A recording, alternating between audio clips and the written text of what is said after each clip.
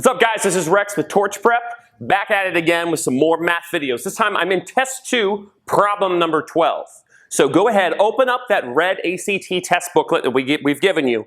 Use that on test 2, number 12. Look at the problem, play the video again when you're ready to listen. All right, what they've given us here is an equation and asked us to find the value of x. So basically, we got to get x all by itself on one side of this equation right here. We can add and subtract things back and forth by keeping each side of the equation even. But what I want to do first is talk about order of operations. Remember, we would always start with multiplication before subtraction and division. And to simplify things, I want to take care of this side. Over here, 12x, that's a pretty simple term, right? But negative 8 is multiplied by 10 minus x. To make this simpler, I'm going to start with multiplying negative 8 by both sides. So just check this out. For my first step, I'm not going to do anything to this side. I'm just going to simplify the right side of my equation. I have 12x equals negative 80, because I'm doing negative 8 times 10. Now, if negative 8 times negative x, that becomes a positive 8x.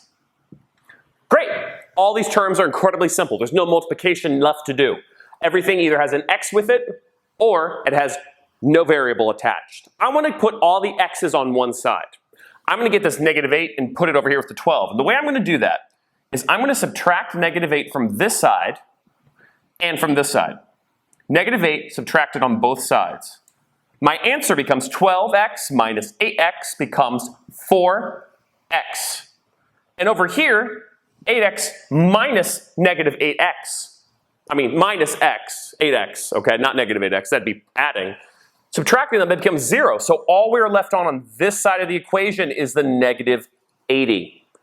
Now, one more step and x is by itself. I'm going to divide both sides by 4. That will isolate x all by itself. Obviously, if 4x divided by 4, the 4's cancel each other out. So on this side of the equation, we finally have x by itself.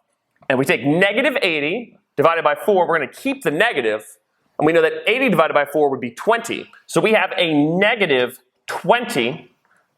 X equals negative 20. Great job, we got the right answer. Look through your options and you will see the correct one is answer letter K.